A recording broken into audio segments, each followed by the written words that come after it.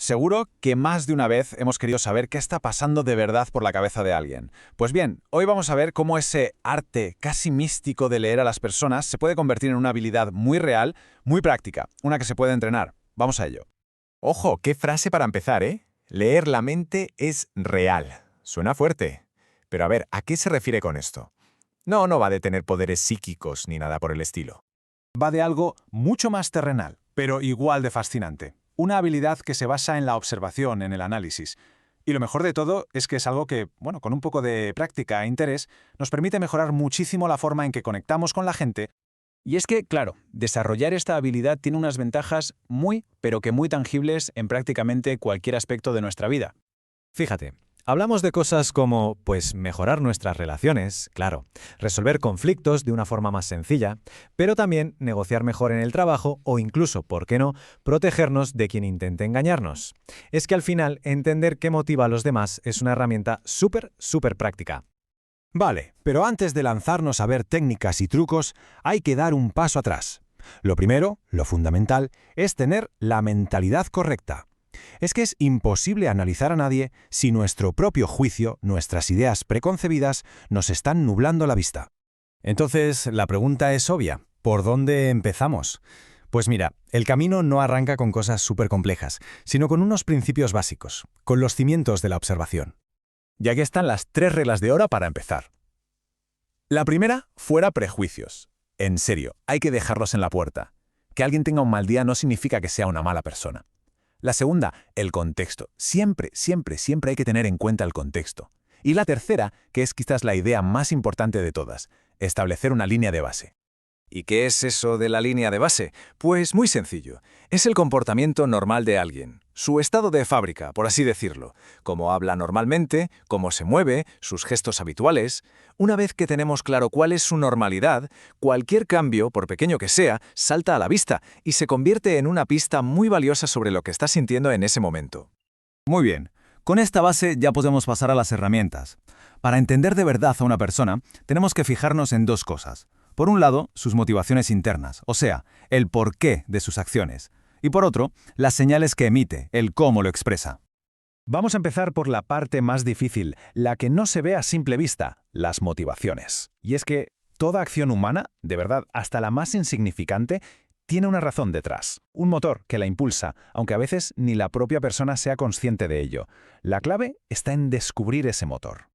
Hay varias teorías que nos echan un cable con esto. Por ejemplo, Jung hablaba de la sombra, que son esas partes de nosotros que no nos gustan ni escondemos, pero que a veces salen disparadas en forma de reacciones inesperadas. Luego está el principio de placer y dolor, que es más directo. Básicamente, nos movemos para conseguir cosas que nos gustan y para evitar las que no. Y por último, una muy conocida, la jerarquía de necesidades de Maslow, que es como un mapa de nuestras motivaciones más básicas. Esta pirámide es súper útil. Porque si logramos identificar en qué escalón de la pirámide está una persona en un momento dado, nuestra forma de comunicarnos con ella puede cambiar por completo y ser mucho más efectiva. Piensa que no es lo mismo hablar con alguien cuya principal preocupación es la seguridad de su trabajo que con alguien que lo que busca es sentirse parte de un grupo. Vale, ya hemos visto el por qué. Ahora vamos a por el cómo, a la parte visible. Y aquí entramos en un mundo fascinante, porque una parte enorme de la comunicación humana no es lo que decimos, sino cómo lo decimos sin palabras. El cuerpo y la cara a menudo cuentan una historia mucho más sincera. Y en el rostro la clave está en saber diferenciar dos cosas: las macroexpresiones y las microexpresiones. Las macros son las evidentes, las que todo el mundo ve, una sonrisa de oreja a oreja, un ceño fruncido. Pero las microexpresiones, eso es otro nivel. Son como flashes de emoción pura que duran menos que un parpadeo. Y son tan rápidas que a menudo delatan lo que una persona está sintiendo de verdad, por mucho que intente disimularlo. Y lo interesante es que estas microexpresiones casi siempre se corresponden con 6 emociones básicas, que son universales en todo el mundo. Aprender a cazar al vuelo esos pequeños gestos, como, no sé, un atisbo de miedo en una cara que intenta parecer tranquila, nos abre una ventana directa a los sentimientos reales de la otra persona. Y además de la cara, claro, está todo el cuerpo. Hay un exagente del FBI, Joe Navarro, que es una eminencia en esto. Y él nos enseña que gestos que parecen insignificantes, como tocarse el cuello, apuntar con los pies hacia la puerta como queriendo escapar, o entrelazar las manos con fuerza, todo eso son señales, pistas que nos hablan de estrés, de incomodidad, de tensión, sin que se diga ni una sola palabra. Otra herramienta que nos puede venir muy bien es el modelo de los 5 grandes rasgos de personalidad. Es un sistema muy usado en psicología que nos ayuda a entender a la gente según 5 dimensiones principales, como por ejemplo si es más extrovertida o más introvertida. Saber más o menos dónde encaja alguien en estas escalas nos da pistas sobre cómo podría comportarse a largo plazo. Perfecto. Ya tenemos una caja de herramientas bastante completa. La pregunta ahora es, ¿cómo combinamos todo esto para ir un paso más allá? Especialmente en esas situaciones complicadas en las que, la verdad, digamos que es un poco escurridiza. A ver, detectar una mentira no es como en las películas, no es nada fácil. Pero las probabilidades de pillarla aumentan mucho si se dan estas 3 condiciones.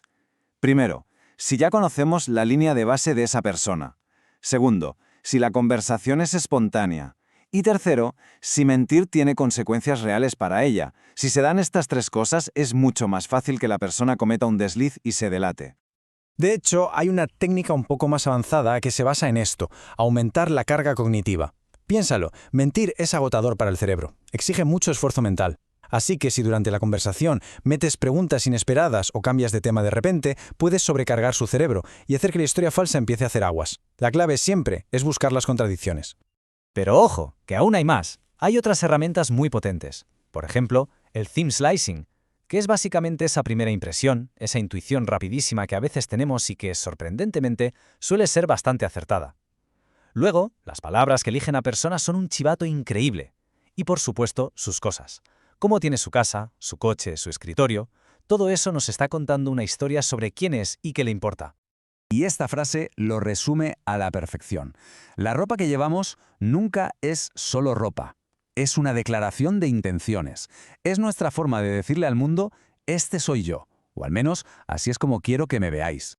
Entonces, para ir cerrando y que nos queden las ideas claras, los principios básicos serían, primero, establecer siempre esa línea de base. Segundo, buscar discrepancias, no señales sueltas. Tercero, recoger información de todas partes.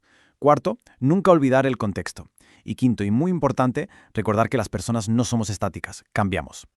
Y me gustaría terminar con una reflexión final. Quizá el objetivo de todo esto no sea tanto leer a la gente como si fuéramos detectives, sino más bien usar estas herramientas para verlos de verdad, para conectar, para empatizar. No se trata de tener el control, sino de comprender. Y al final, ¿no es eso mucho más interesante y valioso?